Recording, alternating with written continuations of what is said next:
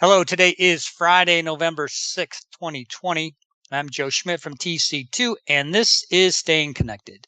My TC2 colleague David Lee and I recorded a two-part podcast recently where we highlighted how enterprises are depending on unified communications more than ever. Before COVID-19 slammed us, well, sure, you probably used to participate on the occasional conference call, but now you're probably connecting using any number of UC platforms on a regular basis to communicate with colleagues, with customers, vendors, family, friends. Well, I think you get the picture. There are lots of different UC platforms being used, and your behavior will likely be different depending on what you use and who you use it with. How you use Webex, for example, to negotiate a contract with a vendor is probably a lot different than how you use Zoom for a virtual happy hour with your buddies. Regardless, it's a good idea to be thinking about whether that UC session is safe and if it's secure. On today's podcast, we are going to discuss the privacy and security policies and practices of some of the major UC providers and highlight some steps you probably want to take. Joining me is Kevin DiLallo, a partner at LB3 and someone who has years of experience helping clients with their privacy and security needs. Hey, Kevin, thanks for joining me today. Thanks, Joe. It's good to be here. So, Kevin, are there really privacy concerns when we participate on video conferences? Well, Joe, if there weren't, we probably wouldn't be recording this podcast, would we? that's a good point. So why don't you give us some background? Sure. As you and David pointed out on your UC podcast, there are a lot of different UC platforms in use today. Earlier this year, Consumer Reports conducted an exhaustive side-by-side comparative analysis of the privacy policies of some of those platforms, including Cisco's Webex, Microsoft's Teams and Skype, and Google's Meet, Hangouts, and Duo platforms. Consumer Reports had already done a prior analysis of Zoom's privacy practices and policies. And what did the analysis show?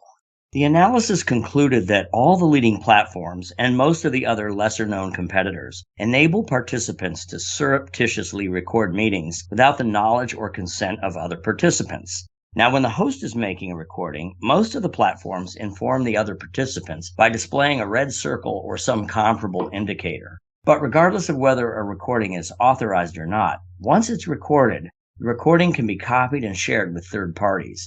Consumer Reports recommended that participants ask the host at the beginning of the conference if it's being recorded, but they should always assume it is and act accordingly. The published privacy policies of all major UC platforms make it clear that the providers share information presented during conferences with third parties, and the only way to avoid this is to avoid participating in video conferences. Well, given how important UC is with so many people working remotely, not participating isn't really an option.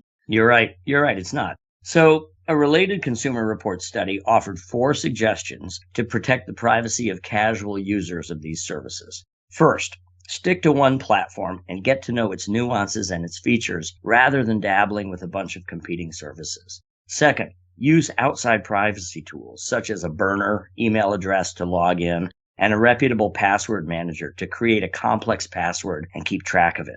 Next, always assume you're being recorded and act accordingly. And finally, just call into the meeting instead of using your camera. If you do use your camera, at least blur your background or use a standardized background if those features are available. You know, I know a lot of people that cover their cameras because they worry that they're being spied on by some hacker. But even Consumer Reports thinks using video is a privacy risk. Yeah, they do. Joe, as you know, a lot of companies use Cisco Webex and have for years. So let me focus on Cisco's privacy policies and security features. I should start by citing a Gartner Magic Quadrant for meeting solutions dated earlier this year, which characterized the Webex family of platforms as, quote, market leading for both security and innovation. But it noted that Webex lacks the wow factor and the price advantage of more recent competitors like Zoom and Microsoft Teams. For enterprises whose bread and butter is highly confidential information, such as financial information or health information, more expensive solutions may be worth it for the added security. Keep in mind, though, that even Cisco has had its share of serious security vulnerabilities, some of which they've struggled to correct. But one thing you can say for Cisco is they push out their security patches promptly, and they keep trying until they get it right. Okay, so Kevin, with video conferences, there's a host and there are attendees or other participants. So do meeting hosts, do they have access to information that other participants don't? They do, Joe. According to Cisco's privacy data sheet for Webex meetings, companies who subscribe to Webex and allow their employees to use the service for video conferences have access to all the information that's shared during those conferences. On the other hand, when an employee of one company participates in a Webex conference hosted by another company, that company controls all the information that's shared during the conference, and the privacy policy of the host company should govern how, why, and with whom the information is used, shared, etc. Cisco encourages hosts who record a conference to notify other participants, and as I mentioned before, a red circle will appear on each participant's screen to notify them that the meeting is being recorded. For those who are concerned about trans-border data flows, Cisco has data centers around the world, but for contract customers, like most of our clients, data collected from each customer's conferences and about the customer's users is stored at the data center in the region the customer selected during the ordering process. However, Cisco said that it replicates this data across data centers for, quote, availability purposes. I'm gathering, Kevin, that you think Cisco Webex is pretty good at handling user privacy and data security. I do, but I'm not the only person that thinks that. Mozilla has a buyer's guide called Privacy Not Included that reports that Cisco Webex is preferred by many healthcare companies because of the degree of security it offers for regulated personal health information. Mozilla also characterizes Cisco as, quote, more security conscious than most of its competitors. Mozilla rated the various permutations of WebEx as 5 out of 5 on the following criteria. First, encryption. Yes, it's encrypted. Second, Cisco updates the security of its mobile apps at least once monthly. Third, it requires strong passwords for contract users, though less stringent passwords for free users. Fourth, Cisco has a bug bounty program to manage software vulnerabilities. And last, it has a transparent, comprehensive privacy policy. So is there anything else? Well, yeah, there's quite a bit more, actually. A Cisco WebEx security blog from earlier this year recommends that business customers institute a set of practices using tools available on the WebEx platform to enhance the security and privacy of their users. And here they are. First, they should allow their users to store their email addresses and their names securely so they can join quickly in the future. Secondly, they should require authentication of all hosts and attendees waiting to access the site.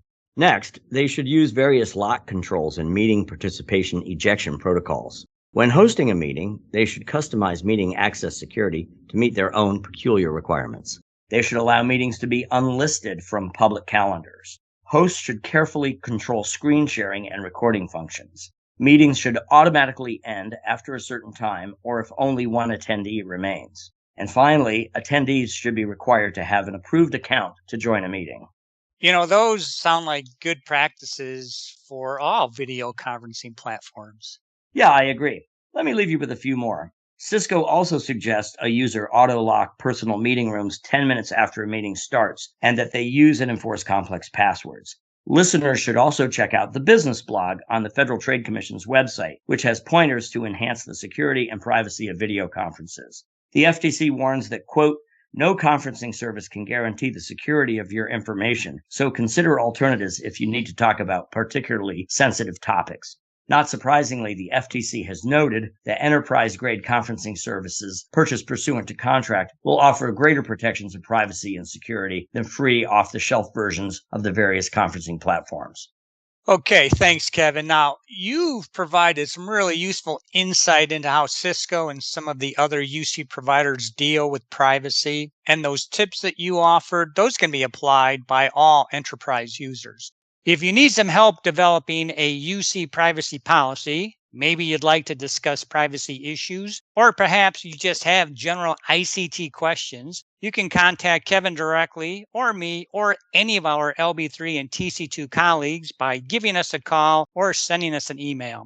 You can also stay current by subscribing to these podcasts, checking out our websites, or by following us on LinkedIn.